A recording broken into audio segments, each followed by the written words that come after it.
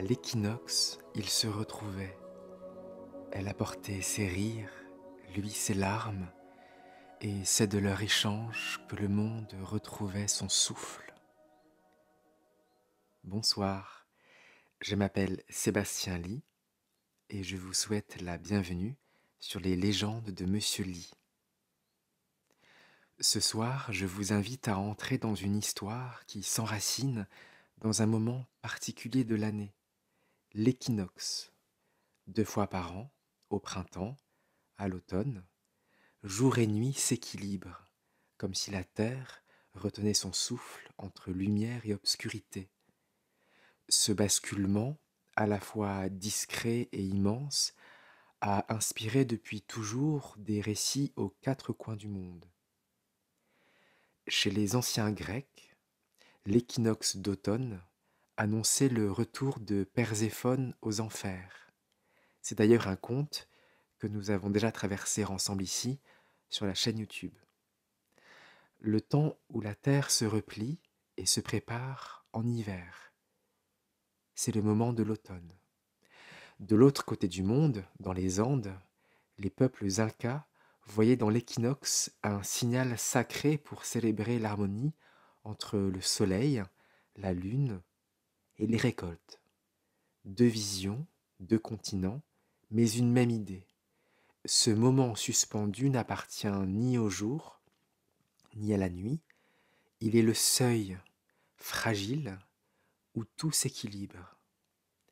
Et c'est dans ce seuil que prend naissance l'histoire aujourd'hui, qui est celle de la balance céleste. En route, au temps où la terre commençait à se dessiner et où les mers se mirent à refluer et revenir comme une respiration première, le ciel demeurait encore incertain, oscillant entre l'ombre et la clarté. Le soleil, qui brûlait sans relâche, versa une larme d'éblouissement. Elle tomba sur l'horizon, et de cette goutte de feu naquit une fille au regard lumineux, dont la peau portait déjà la chaleur des moissons à venir. La lune, qui contemplait la solitude des nuits, versa à son tour une larme d'argent. Elle se posa dans une vallée humide, et de cette perle sombre naquit un garçon aux yeux profonds, marqué par le silence et la mélancolie. Ainsi, de 2 larmes opposées, le monde reçut un frère et une sœur, porteurs d'un mystère qui les liait dès l'origine. Les premiers vents murmurèrent qu'ils n'étaient pas seulement des enfants. Ils incarnaient l'équilibre fragile que la terre allait devoir apprendre à respecter. La sœur portait dans ses mains une clarté prête à inonder les champs et les rivières, mais déjà son rire contenait l'écho d'une gravité qu'elle ne comprenait pas. Le frère, lui, portait dans ses paumes une obscurité douce, apaisante, comme la nuit sur les forêts. Mais déjà ses larmes scintillaient d'une étincelle inconnue. Ils étaient le double visage d'une même nécessité. Sans l'un, le monde s'épuiserait dans un jour trop long. Sans l'autre, il se perdrait dans une nuit sans fin. Lorsque la fille du soleil et le fils de la lune ouvrirent leurs yeux sur le monde neuf, les éléments vinrent à leur rencontre pour leur offrir des présents. Le vent apporta à la sœur un panier tressé de rayons, léger comme un souffle d'été, destiné à recueillir les éclats de joie, les rires clairs, les étincelles d'enthousiasme qui jailliraient dans le cœur des êtres vivants. L'eau, de son côté, tendit au frère un panier façonné de brume et d'argile sombre, destiné à contenir les songes profonds, les larmes fertiles, les silences qui donnent du repos à la terre. Ainsi, dès l'origine, leurs mains portèrent le poids invisible de l'équilibre. Ce don n'était pas une récompense, mais une responsabilité, car la joie sans mesure aurait desséché les rivières comme un soleil trop ardent, et la mélancolie sans fin aurait figé les saisons dans une nuit éternelle. Les paniers étaient des coffres fragiles. S'ils se remplissaient trop vite ou trop peu, le monde se déréglait. La sœur, en caressant son panier de lumière, sentit déjà qu'elle n'en serait pas propriétaire mais servante. Le frère, en serrant contre lui le panier d'ombre, comprit que chaque larme déposée deviendrait une graine pour l'avenir. Dans leurs gestes naissait une loi silencieuse, celle que la terre vivrait de ce qu'ils sauraient partager, et l'humanité entière respirerait la justesse de leur panier. À peine leur panier remis, la sœur et le frère furent saisis par deux appels contraires. Le soleil levant tendit ses bras d'or à la jeune fille, l'attirant vers les plaines, là où l'herbe attendait son éclat. Alors elle marcha sans hésiter vers cette promesse, ses pas déposant derrière elle une trace de chaleur et des chants d'oiseaux. Le frère, lui, sentit le magnétisme de la lune, douce et silencieuse, qui l'appelait à travers les forêts et les vallées humides. Il suivit ce chemin de nuit naissante, et ses pas s'imprimaient dans la rosée sombre comme des empreintes de mémoire. Pourtant, malgré l'éloignement, un fil invisible les reliait déjà. La sœur, en souriant au matin clair, ressentait comme une ombre au fond de son rire le souvenir de son frère. Et lui, dans la pénombre, percevait une braise légère au cœur de sa mélancolie, comme si sa sœur lui avait confié un éclat de lumière. Leur séparation n'était pas une rupture, c'était le commencement d'un cycle, la preuve que l'équilibre naît de la distance aussi bien que de la rencontre. Un fil invisible continuait de les unir. La sœur, dans ses rires clairs, percevait toujours comme un arrière-goût d'ombre, comme si chaque éclat de lumière devait se souvenir d'où il venait.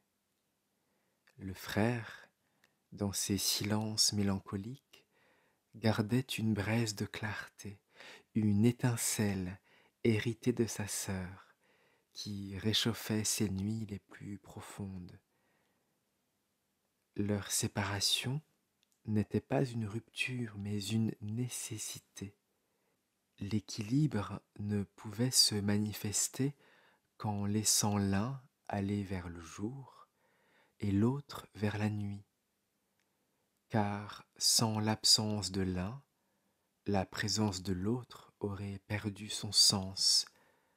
Ainsi naissait le cycle premier, l'expérience de la distance comme promesse d'une rencontre future, et l'assurance que ni le jour ni la nuit ne pouvaient exister seuls.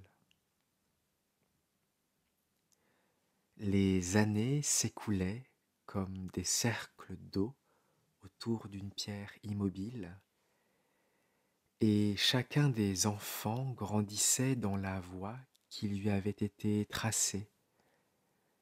La sœur marchait aux côtés du soleil, distribuant sans compter des éclats de lumière aux champs, aux rivières, aux villages qui s'éveillaient sous ses pas.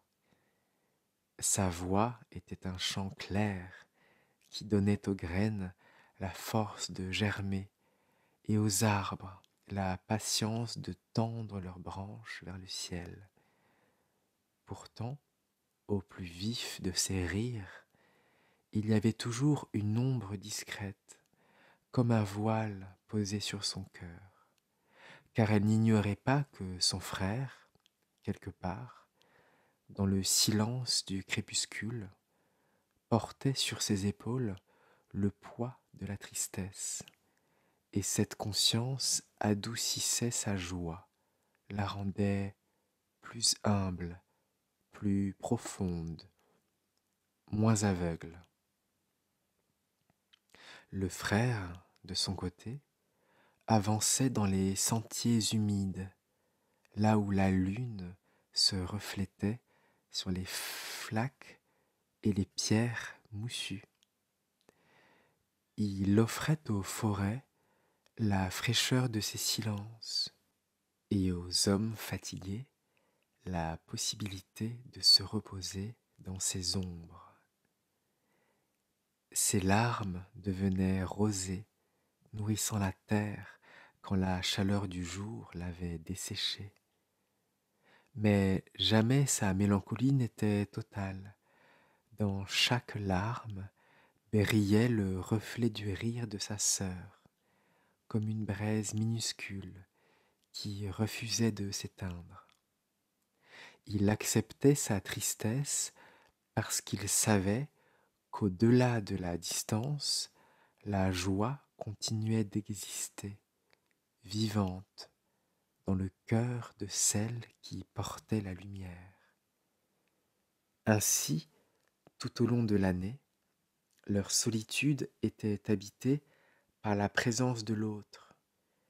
L'équilibre du monde dépendait de ce fil invisible, la lumière consciente de l'ombre et l'ombre consciente de la lumière. Sans cette réciprocité silencieuse, la terre se serait perdue dans l'excès, brûlée par un soleil trop joyeux ou engloutie par une nuit trop lourde. Mais grâce à eux, la respiration de la planète restait mesurée et les saisons trouvaient leur juste cadence. Chaque matin, lorsque la sœur se levait avec le soleil, elle sentait une part d'elle-même rester dans la nuit. Dans ses éclats de rire, dans la chaleur qu'elle répandait sur les champs et les villages, il y avait toujours une pensée tournée vers son frère. Elle savait qu'il cheminait dans les ombres et son cœur, pour ne pas oublier, laissait une petite faille par où entrait la mélancolie. Ainsi, sa joie n'était jamais entière, mais cette imperfection la rendait plus juste. Elle n'éblouissait pas, elle l'éclairait. De son côté, le frère marchait sous le ciel de la lune, mais dans ses pas obscurs brillait parfois une lueur étrangère. Quand il pleurait, ses larmes contenaient déjà la résonance d'un éclat de rire, comme si la lumière avait trouvé refuge dans son chagrin. Sa tristesse, nourrie du souvenir de sa sœur, n'était jamais une prison. Elle devenait un abri, une profondeur dans laquelle les hommes pouvaient déposer leur fatigue. Sa mélancolie n'étouffait pas, elle reposait. Ce fil invisible qui les reliait était la véritable garantie de l'équilibre du monde. Grâce à lui, les forêts savaient alterner l'ombre et le soleil. Les rivières savaient gonfler puis se reposer. Les hommes savaient rire sans oublier de pleurer, sans perdre l'espérance en pleurant. Chaque pensée adressée à l'autre devenait une racine nouvelle dans la terre, une étoile supplémentaire au ciel, et le monde, fragile mais tenu, continuait de respirer à travers eux. Les jours et les nuits se succédaient comme une respiration immense, et chacun des deux enfants sentait que son existence n'était jamais complète sans la présence invisible de l'autre. La sœur, dans ces matins radieux, voyait parfois se glisser un voile de mélancolie sur les fleurs qu'elle ouvrait. Elle comprenait alors que la joie pure, sans profondeur, risquait de brûler le monde comme un soleil trop ardent. Le frère, dans ces soirs apaisants, percevait parfois un éclat lumineux surgir au fond de ses larmes.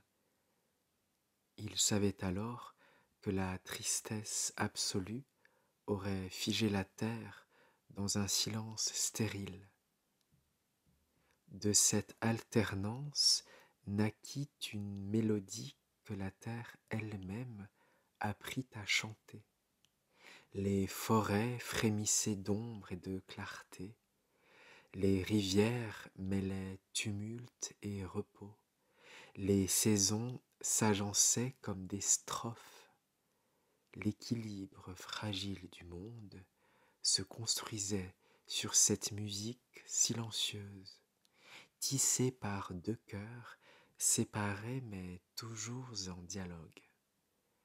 Les hommes, sans comprendre l'origine de cette harmonie, sentaient pourtant son effet. Ils savaient qu'il fallait rire mais aussi pleurer, travailler mais aussi se reposer, espérer mais aussi accepter. Dans chaque vie humaine, la double présence du frère et de la sœur se faisait sentir comme une loi non écrite, et la balance invisible des sentiments devenait le reflet de la balance céleste, encore secrète, qui attendait leur rencontre annuelle. Peu à peu, les jours raccourcissaient et les nuits s'allongeaient. La terre, comme un immense cœur battant, se préparait à ce moment unique où jour et nuit se tiendraient enfin à égalité. Les hommes sentait l'air changer, plus frais dans les matins, plus lourd dans les soirs, et ils ne savaient pas qu'ils vivaient l'attente d'un rendez-vous cosmique. Dans le secret de leur marche, la sœur et le frère savaient, eux, que l'équinoxe approchait. C'était le temps où leurs pas allaient converger, où leur panier allait se poser sur la balance céleste. La sœur avançait vers l'ouest, portant avec elle la joie accumulée des moissons, le rire des enfants, les rayons déposés sur les récoltes. Mais elle sentait aussi que son panier devenait lourd, trop plein d'un éclat qui, sans mesure, pourrait aveugler le monde. Le frère, marchant vers l'est, transportait la mélancolie des nuits, les soupirs des forêts endormies, la gravité des âmes en quête de repos.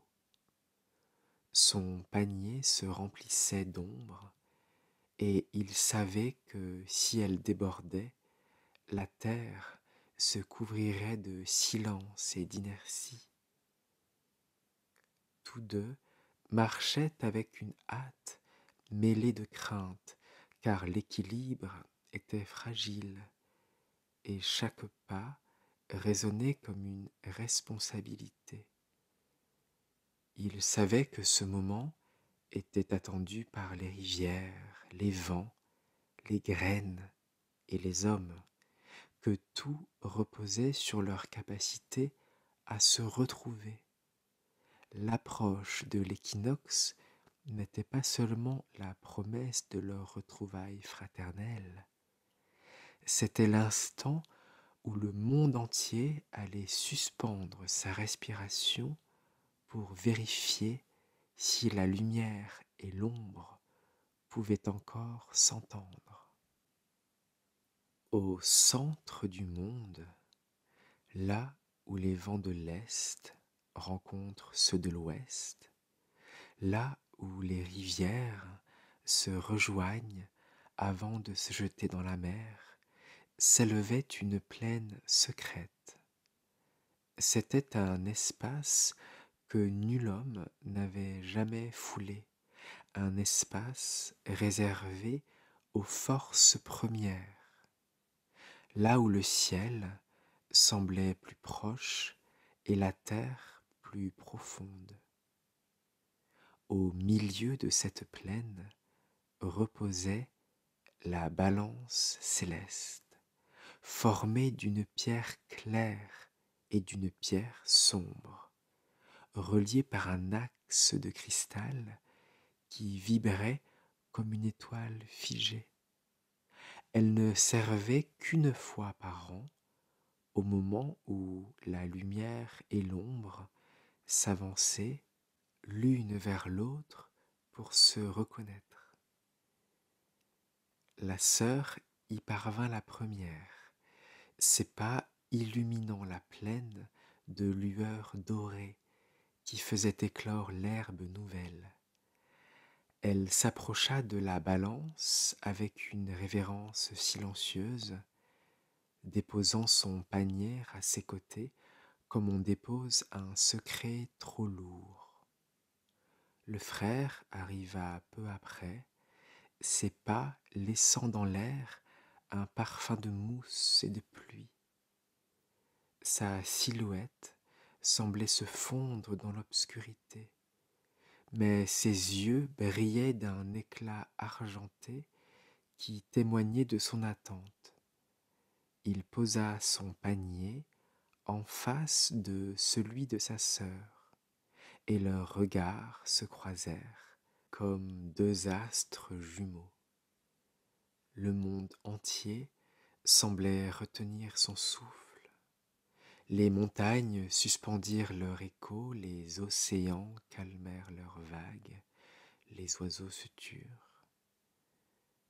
tout attendait ce geste ancien, la réunion de la joie et de la mélancolie sur la balance céleste.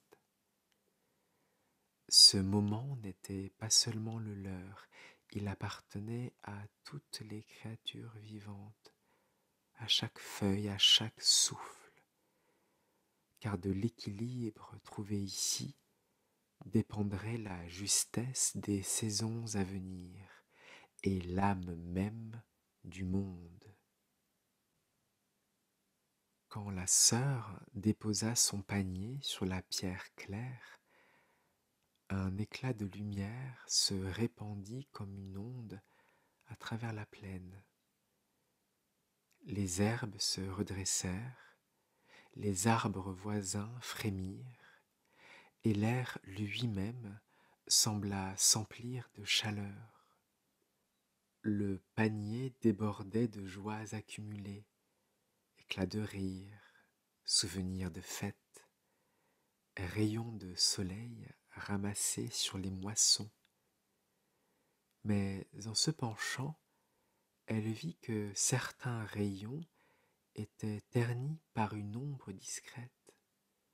Chaque rire portait déjà la mémoire d'un soupir, chaque éclat de soleil l'écho d'une nuit. Le frère s'avança à son tour. Quand il posa son panier sur la pierre sombre, un souffle glacé parcourut la plaine. La mousse se serra contre la terre, les rivières ralentirent leur cours, et l'air devint plus dense, comme chargé de songes. Son panier contenait toutes les mélancolies recueillies durant l'année, les larmes des solitaires, les soupirs des forêts endormies, les nuits sans sommeil. Mais au fond de cette obscurité, il découvrit des reflets clairs, traces de la joie de sa sœur qui s'était glissée jusque dans ces ténèbres. Lorsque les deux paniers furent posés face à face, la balance céleste s'anima. Elle commença à osciller doucement, comme une respiration hésitante, incapable de choisir entre l'éclat et l'ombre. Le cristal central vibra, diffusant une lueur qui se déploya dans le ciel. Ce tremblement n'était pas une menace, mais l'annonce d'une décision. Le monde attendait de savoir si l'équilibre serait trouvé ou rompu. Les enfants retinrent leur souffle, conscients que tout reposait sur la justesse de leurs offrandes. La balance céleste, chargée de deux paniers, se mit à osciller de plus en plus vivement. Elle penchait tantôt vers la lumière de la sœur, tantôt vers l'ombre du frère, comme incapable de décider quelle force devait l'emporter. Chaque bascule envoyait des ondes à travers le monde. Quand la clarté dominait, les rivières se gonflaient et les moissons semblaient brûler d'un éclat trop vif. Quand l'ombre gagnait, les forêts se serraient dans le silence et les villages se couvraient de brumes étouffantes. La terre tout entière tremblait sous cette indécision. Les enfants observaient en silence ce mouvement fragile.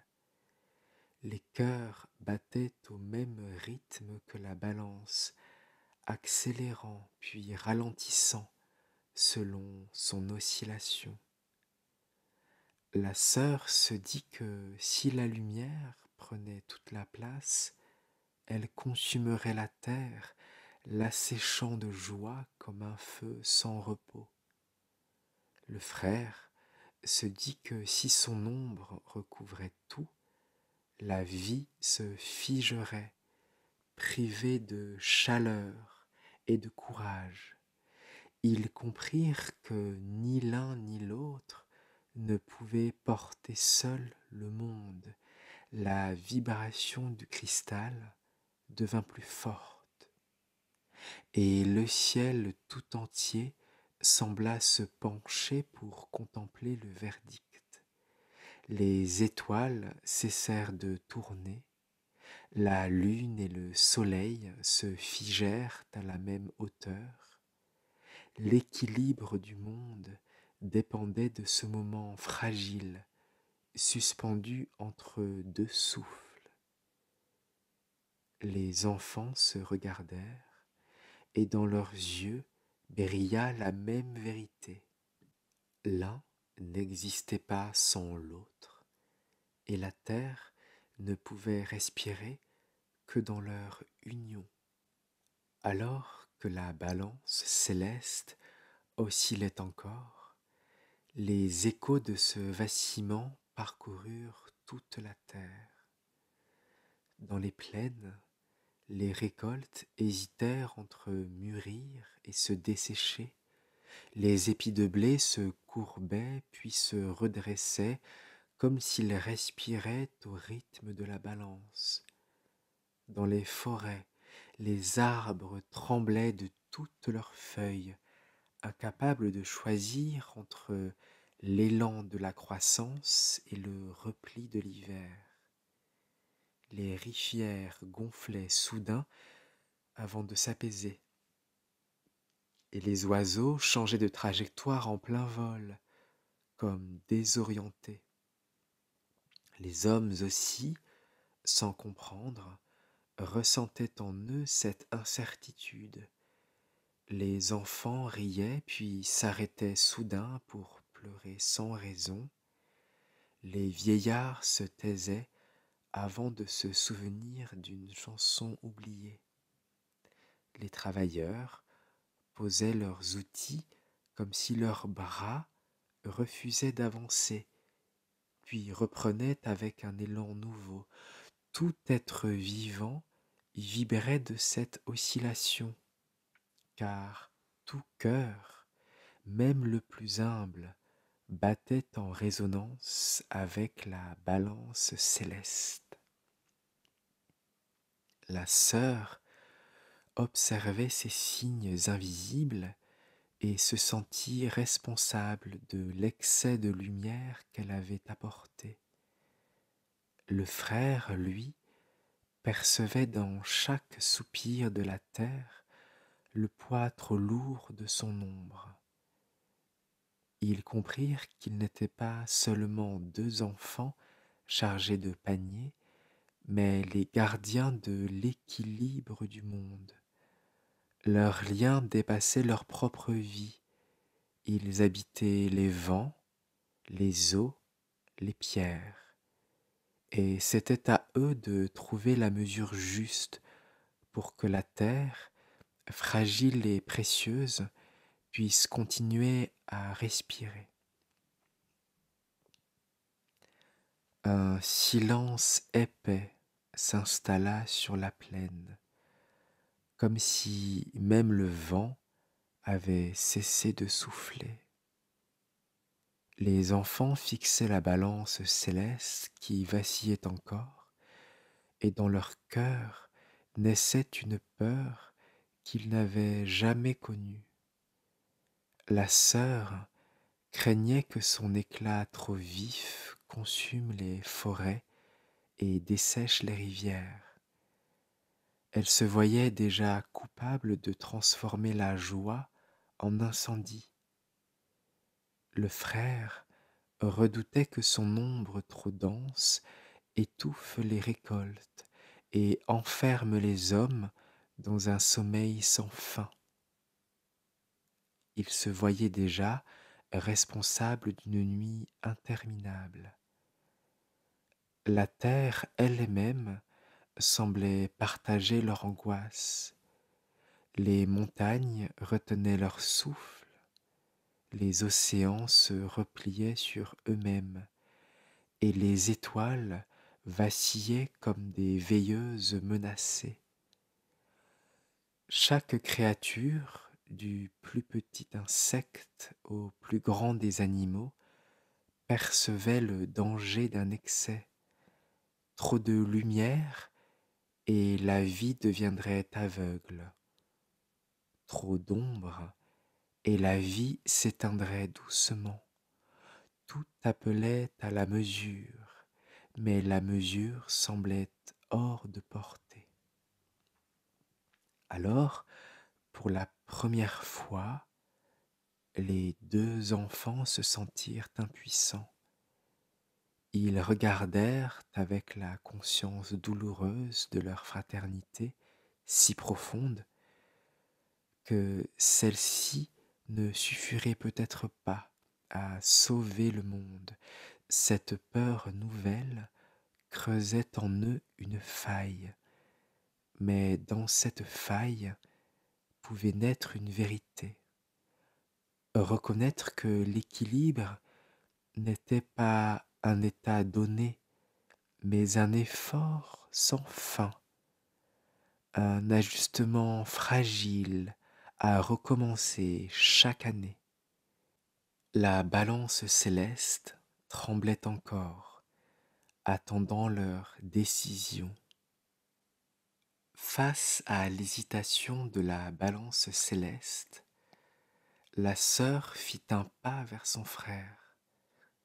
Elle posa sa main sur son panier débordant de lumière et dit d'une voix douce : « Peut-être ai-je trop porté seul. Laisse-moi découvrir ce que contient ton fardeau. » Le frère la regarda avec stupeur, puis hocha lentement la tête. À son tour, il prit le panier de sa sœur, et un frisson parcourut l'air, comme si le monde entier retenait sa respiration.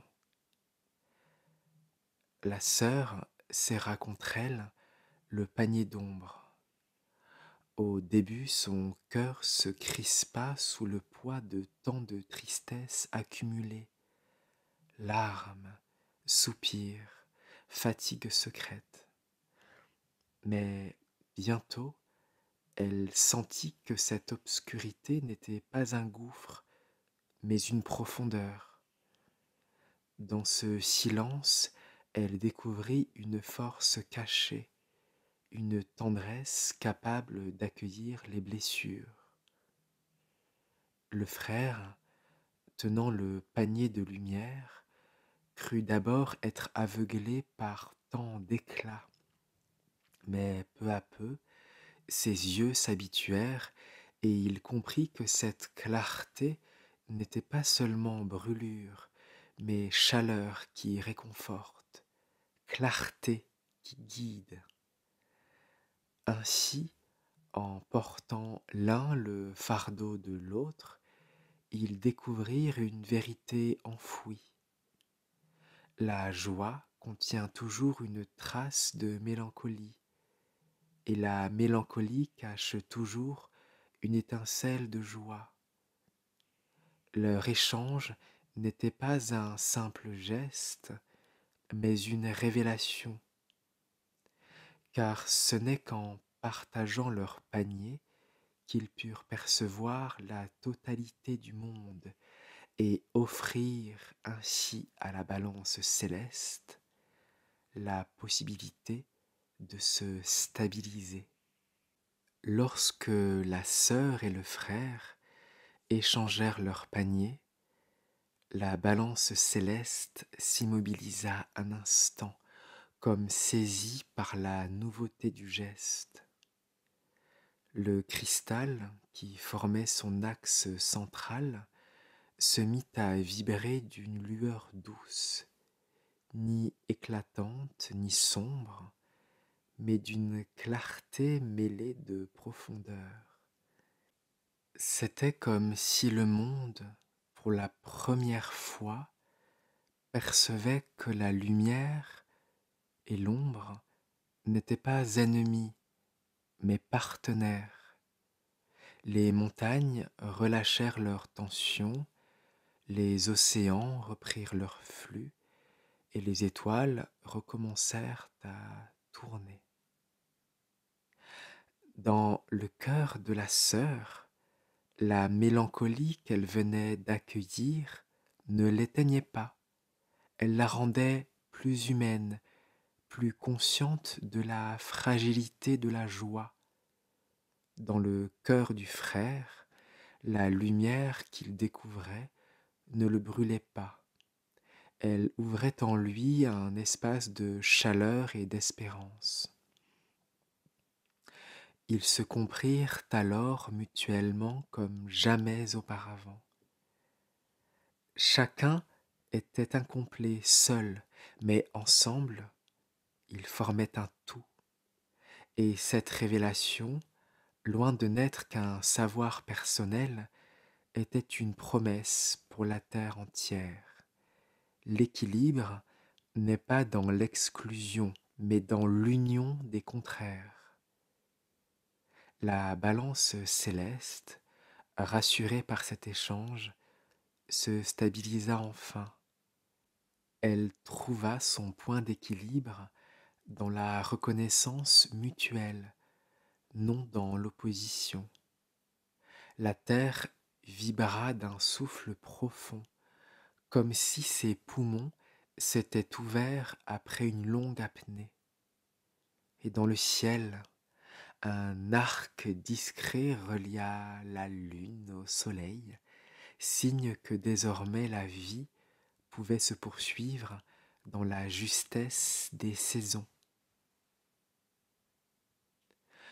Lorsque la balance céleste trouva enfin son équilibre, un apaisement profond se répandit à travers le monde.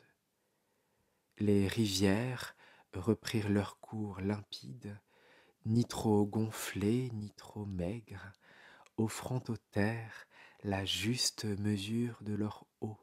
Les forêts se détendirent, libérant dans l'air un parfum de sève et de mousse, et les champs offrirent aux hommes des moissons abondantes, ni brûlées par un soleil excessif, ni étouffées par une nuit trop longue. Chaque créature sentit dans son corps le retour d'une harmonie juste. Les animaux se reposèrent, les oiseaux reprirent leur vol, et même les pierres semblèrent relâcher leur poids. La sœur sourit en tenant encore le panier d'ombre. Elle comprenait désormais que sa lumière seule n'aurait jamais suffi. Le frère contempla le panier de la clarté. Il découvrait que son ombre seule aurait plongé la terre dans une inertie stérile. Il savait maintenant que leur force ne venait pas de ce qu'ils portaient séparément, mais de ce qu'ils avaient appris à partager. Alors le ciel s'illumina d'un éclat particulier, non pas celui du jour ni celui de la nuit, mais une clarté crépusculaire qui enveloppait le monde entier. C'était le signe que l'équilibre retrouvé ne concernait pas seulement les enfants et leurs paniers, mais la terre entière et les cœurs de tous les vivants. Les hommes levèrent les yeux, sans savoir pourquoi, ils se sentaient plus légers, et dans leur poitrine résonna une vérité silencieuse. Il n'y a pas de joie sans mélancolie, ni de mélancolie sans joie. Lorsque la balance céleste se stabilisa dans une lueur douce, les enfants levèrent les yeux vers le cristal qui formait son axe. Celui-ci se transforma en un miroir translucide, et pour la première fois, la sœur et le frère purent se contempler non comme deux êtres séparés, mais comme deux visages d'une même essence. Dans le reflet, ils virent que leurs traits se mêlaient. La lumière de la sœur brillait dans les yeux du frère, et l'ombre du frère assombrissait doucement le sourire de la sœur. Ce reflet ne les divisait pas, il les unissait. Le miroir ne révélait pas une contradiction, mais une complémentarité. Les enfants comprirent alors que le monde extérieur, avec ses saisons et ses cycles, n'était que l'écho de leur propre unité intérieure. Si eux se reconnaissaient comme un seul être partagé entre deux rythmes, la terre pouvait respirer avec justesse. Mais si l'un oubliait l'autre, si la joie se croyait entière sans la mélancolie, ou si la mélancolie se fermait à la lumière, alors l'univers tout entier se déséquilibrerait. Dans ce reflet, ils virent aussi les hommes. Chaque visage humain portait les deux empreintes, un éclat de soleil logé au fond des larmes, une ombre discrète derrière chaque sourire. Les enfants comprirent que leur fraternité n'était pas un privilège divin, mais un modèle pour toute créature vivante. Le miroir leur montra que dans le cœur de chacun se rejouait leur rencontre, la lutte et la réconciliation de la joie et de la tristesse. Et c'est dans cette unité fragile que naissait la beauté du monde. Après la vision du miroir, un souffle parcourut la plaine, doux et puissant à la fois. C'était comme si la terre entière avait retrouvé sa respiration, comme si les montagnes, les mers, les forêts et les plaines inspiraient et expiraient ensemble. Les nuages s'écartèrent pour laisser passer un rayon mêlé de soleil et de lune, une clarté argentée qui baignait toute chose sans l'écraser ni l'assombrir. Cette lumière nouvelle, née de leur échange, rappelait que le monde ne vivait pas de perfection, mais d'équilibre fragile et toujours recommencé. La sœur sentit dans sa poitrine une paix inconnue. Porter l'ombre de son frère ne l'avait pas affaiblie, au contraire, elle découvrait une profondeur qui donnait plus de poids à sa lumière. Le frère, de son côté, accueillait la clarté de sa sœur comme une promesse. Sa mélancolie n'était plus solitude, mais réceptacle, un espace qui savait recevoir sans se fermer. Il n'était plus seulement porteur de panier, mais gardien d'une vérité plus vaste. La terre se nourrit de leurs contraires réconciliés. Ce souffle qui traversait le monde atteignit aussi les hommes. Les mères berçaient leurs enfants avec plus de douceur. Les vieillards regardaient les étoiles avec moins de crainte. Les travailleurs sentaient leurs efforts soutenus par une force invisible. Tous ignoraient l'origine de cette harmonie retrouvée, mais chacun en vivait les fruits.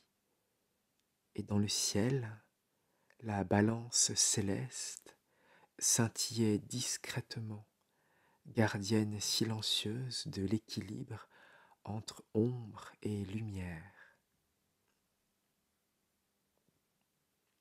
Au pied de la balance céleste, la sœur et le frère se prirent les mains.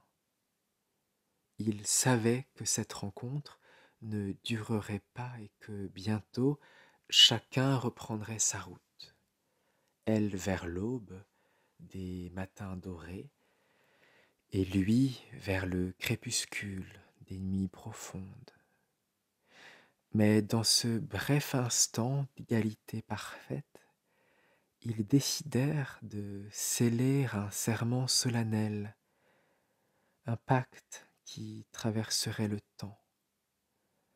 La sœur jura de ne jamais oublier l'ombre qui habitait son éclat, de toujours garder dans ses rires la mémoire des silences et de ne jamais laisser la lumière consumer le monde. Le frère promit de toujours garder en lui la flamme de la lumière découverte dans ses ténèbres, de veiller à ce que sa mélancolie ne se ferme pas sur elle-même, et d'offrir à ses larmes une clarté capable de les transformer en rosées fécondes. Ce serment n'était pas seulement un pacte intime, il résonna dans la terre entière. Les saisons l'entendirent et se réglèrent à son rythme, acceptant l'alternance entre croissance et repos, expansion et retrait. Les rivières l'entendirent et se jurèrent de couler sans jamais tout inonder, ni se tarir complètement. Les forêts l'entendirent et promirent de verdir puis de se dépouiller pour renaître à nouveau. Même les hommes, sans savoir pourquoi, sentirent une transformation subtile. Ils se mirent à chercher plus de justesse dans leurs gestes, partager sans se priver, et rire sans oublier, d'écouter et de pleurer sans perdre l'espérance. La balance céleste, témoin silencieux, vibra d'une lueur nouvelle. Elle semblait sceller ce serment dans ses pierres et son cristal, inscrivant à jamais dans le ciel l'idée que l'équilibre ne naît pas d'une victoire de l'un sur l'autre, mais d'un accord fragile et toujours recommencé. Et sous cette lumière mêlée, les enfants comprirent que leur mission ne s'achevait pas ici. Chaque année, à l'équinoxe, ils devraient revenir, se tendre les paniers, échanger leurs dons et redire au monde que l'équilibre est un travail perpétuel. Lorsque le serment des enfants se grava dans la balance céleste, une pluie fine commença à tomber, douce et lumineuse à la fois. Chaque goutte contenait un éclat de soleil et une poussière de lune. Et là où elles touchaient la terre, elles éveillaient des germes invisibles. Les hommes, surpris par cette pluie nouvelle, levèrent les mains vers le ciel et sentirent couler sur leur peau une vérité qu'ils ne savaient pas encore nommer. Certains rirent en pleurant, d'autres pleurèrent en riant, et chacun reconnut dans cette eau mêlée un langage que le cœur comprenait mieux que leurs mots. Les anciens qui observaient le ciel depuis les collines comprirent que ce signe n'était pas seulement une bénédiction, mais un enseignement. Ils transmirent à leur enfant cette certitude. Il ne faut jamais craindre la mélancolie, car elle porte une graine de lumière. Il ne faut jamais mépriser la joie, car elle cache l'ombre qui l'empêche de se perdre. Les saisons, disait-il, ne sont que le miroir de nos âmes. Elles grandissent, déclinent, meurent et renaissent. Et il en va de même pour le cœur humain. Ainsi naquirent les premiers contes que les hommes se racontèrent au coin du feu. Ils parlaient d'une sœur et d'un frère qui se retrouvaient une fois l'an pour équilibrer le monde. Et dans ces récits se reflétait la sagesse transmise par la balance céleste. Les histoires n'étaient pas des fables lointaines, mais des rappels. Dans chaque rire, il faut se souvenir d'une larme, et dans chaque larme, accueillir la promesse d'un rire futur. Les enfants humains portaient en eux, sans le savoir, le serment des enfants du soleil et de la lune. Lorsque tout fut accompli, la sœur et le frère restèrent longtemps au pied de la balance céleste. Le silence qui les entourait n'était plus celui de l'angoisse, mais un silence habité, vibrant comme la corde d'un instrument qui a trouvé son accord.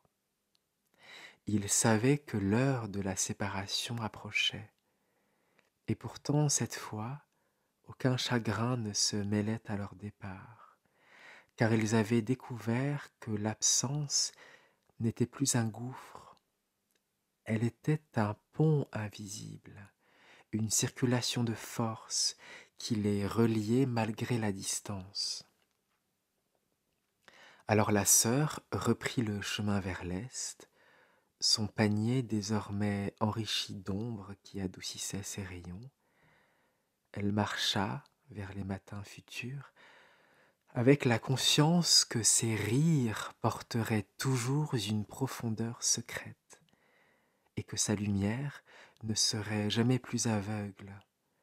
Chaque éclat qu'elle répandrait désormais saurait contenir la mémoire de la nuit. Le frère reprit la route de l'ouest, son panier rempli de clarté qui allégeait ses larmes.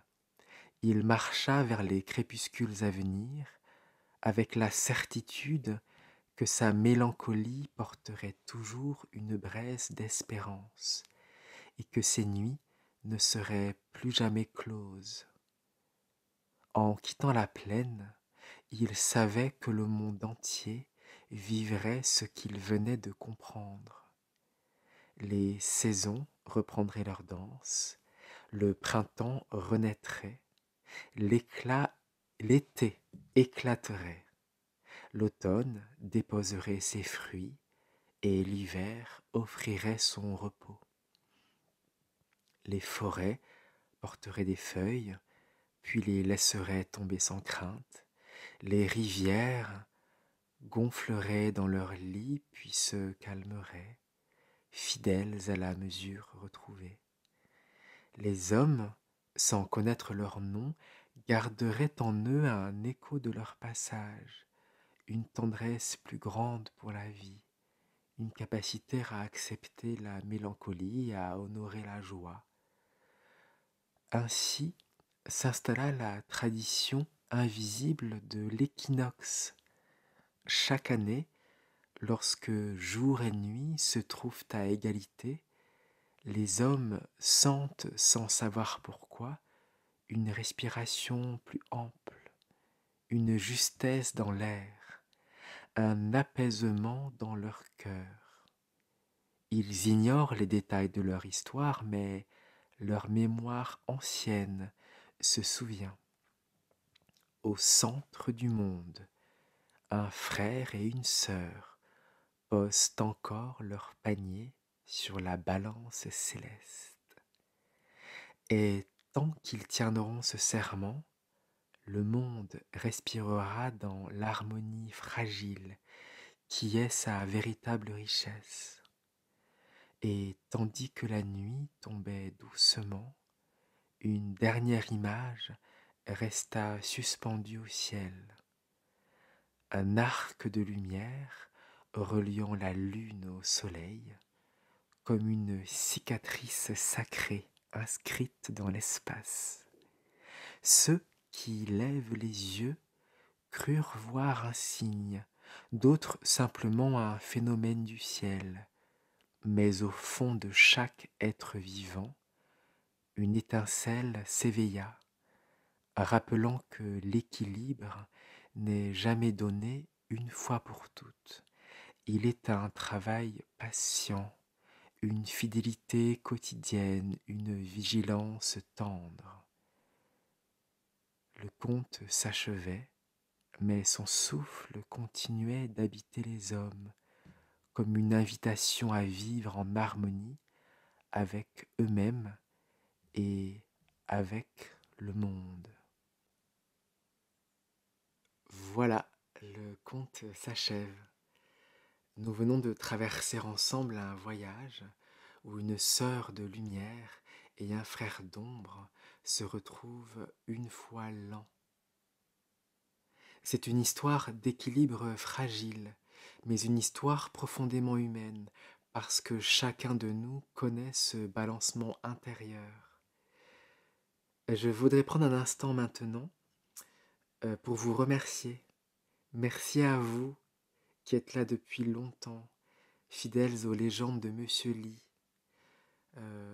Vous vous reconnaîtrez, celle qui me laisse si gentiment un commentaire sous chaque conte, et de vous savoir depuis le début de l'aventure et de partager chaque semaine un nouveau conte avec vous en sachant que vous allez le lire, ça me réchauffe le cœur. Évidemment, merci aussi du fond du cœur à toutes celles et ceux qui écoutent silencieusement. Cette chaîne parle aussi de temps, de silence et de suspension. Et, et voilà, je vois que vous êtes nombreux et nombreuses à écouter ces contes et cela me fait très plaisir. Et puis bienvenue aux nouvelles et nouveaux. Cet espace est ouvert à toutes et tous et vous êtes tous les bienvenus. C'est une immense joie vraiment de sentir cette communauté grandir autour d'histoires qui apaisent, qui inspirent, qui donnent à rêver. Si ce conte vous a touché, si vous avez aimé voyager dans cette rencontre entre cette sœur et ce frère, je vous invite à soutenir cette aventure. Vous pouvez pour cela vous abonner à la chaîne, activer la petite cloche pour ne rien manquer, et bien sûr partager cette vidéo avec vos proches, vos amis, toutes celles et ceux qui pourraient trouver dans ces récits une inspiration, une respiration, un moment de calme. Et ce geste est précieux car, je vous le redis, c'est grâce à vous que ces histoires continuent à vivre et continuent de circuler. Euh, nous vivons dans un monde qui va vite, parfois trop vite, et ces contes nous rappellent que nous pouvons ralentir, nous asseoir un instant et écouter des histoires anciennes pour y puiser une force nouvelle, parfois des contes, des mythes du monde, des mythes grecs notamment, que je réécris, et parfois, comme ce soir, un conte que j'ai rêvé et écrit de toutes pièces pour vous. Alors, infiniment, merci d'avoir partagé ce moment avec moi. Merci pour votre présence, vos retours, votre confiance. Je vous donne rendez-vous dimanche prochain pour une nouvelle histoire. En attendant, prenez soin de vous, gardez en vous une part de lumière comme une part d'ombre, C'est dans leur dialogue que naît la beauté de la vie. Je vous souhaite une belle journée ou une bonne soirée et je vous dis à bientôt.